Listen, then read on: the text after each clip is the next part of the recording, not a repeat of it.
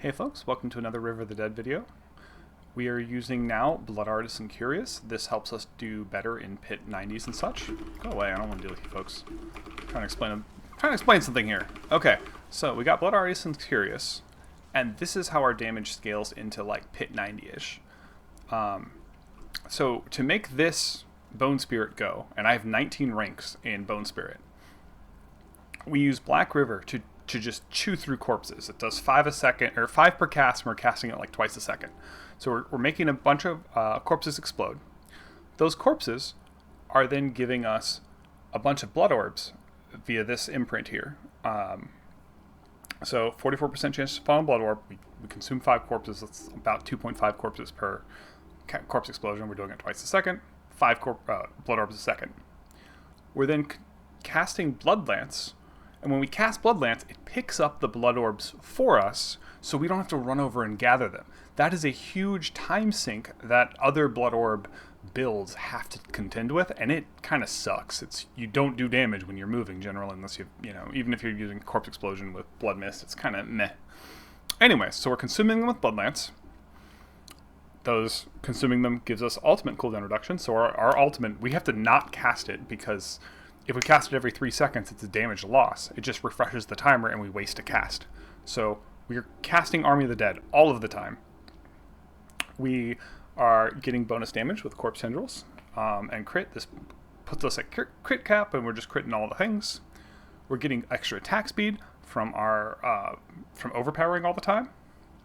Our minions are putting up our curses, so we don't have to deal with it. I just love not having curses on my bar. It lets me put Blood Mist on my bar, and that's just great. We just got extra skeletons. They don't do any damage. I'm not speccing into them. They're just there to apply curses, give me a 15% damage buff from the shadows, and make all the corpses in the world. And I got stupid lucky with Harlequinn quest. I got my Shaco in a pit 43. This would just be Hardened Bones if you did not have Shaco, but this should be functional without it. I'm not taking this off for shit, though. Alright, so I'm already in a pit. I'm a couple minutes behind because I was doing this explanation, so let's go. Alright, so this is a quick pit 60. This is what I comfortably farm if I'm just having a relaxing day. This ability's kicking my ass a little bit. I was going to showcase this in a pit 80, but I don't know if you can hear me stuttering and tripping over my words. That's all part of me just having a little bit of a hard day. But I wanted to get this video out as quick as possible, and if I didn't post it today, this might be a day or two before this goes up, and I'm starting to get a lot of questions about it, especially because the Sanctuary Discord just got officially recognized by Blizzard. Discord.gg/Diablo4, or if you launch Diablo, there's a new banner that pops up that says join the Discord, and I've got my guide on this up there. I will be updating it with the Blood Artisan's Cuirass soon. My previous video I was using Mindellin, and I was cruising like I think that was a nightmare pit 82, which is higher than what I'm doing now. This is what I comfortably farm, as I said. This build does better than that build in higher pits, but user error right now is just too high. So that's why I'm doing this quick 60. I am also going extra slow because I'm explaining it, so maybe I'll just shut the fuck up and play the game a little bit. Alright, let's go. Ah! So Blood Mist is one of the reasons I love this build. I can't figure out where to stand in that room with all of those things, so I'm just going to go over here for a second, figure out what the hell is going on. And I know I said I'd shut the fuck up and play the game, but at this point I'm in streamer mode, so let's just go. So I'm exploding some extra corpses to get some blood orbs spawned, because I had to inefficiently use my Army of the Dead, so it actually stayed on cooldown for longer than I wanted it to. Whew. Alright, next room. Let's go, go, go.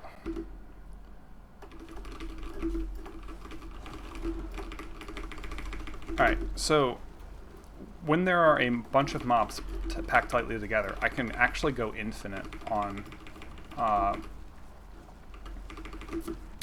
Corpse Explosion. I'm not as hard spec'd into Corpse Explosion as I could be, since Bone Spirit shares corpse explosion ranks on both chest and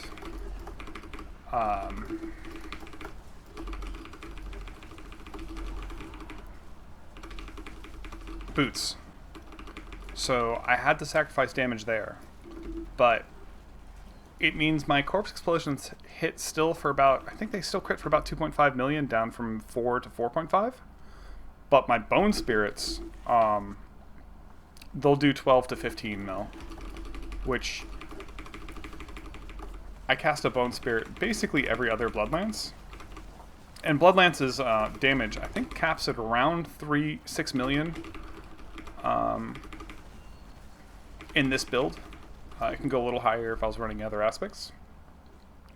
So it caps at around 6 million damage per lance. So adding a bone spirit every 0.6 lances, so it's slightly more than half, get me a bone spirit.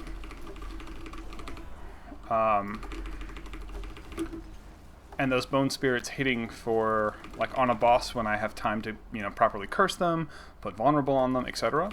They're doing like 12 to 15 million. So 0.6 of, you know, about 14 million. It's about 7-8 million extra per cast. It's like double the damage I could be doing with Lance, even with a properly spec Lance for this build. Like if I put more things in Tides of Blood, because like if you look at my skills, I don't have any of these nodes. It's not worth my time. Lance is still a large part of my damage. It is not simply a tool of procs. I've considered, you know, trying to make it more of a procer, or trying to make Corpse Explosion just a proc, and so far it's working out to like balance my damage a little bit better. Can I kill some guys? Let's go.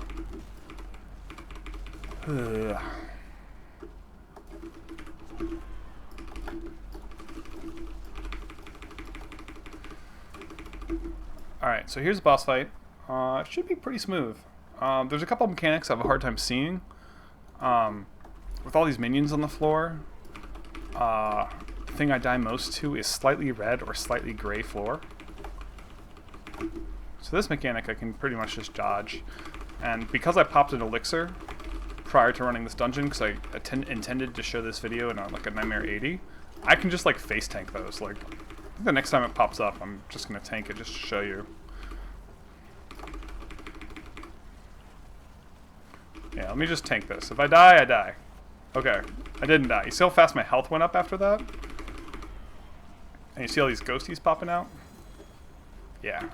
So, you know, not the craziest thing to write home about, but this was a quick 60.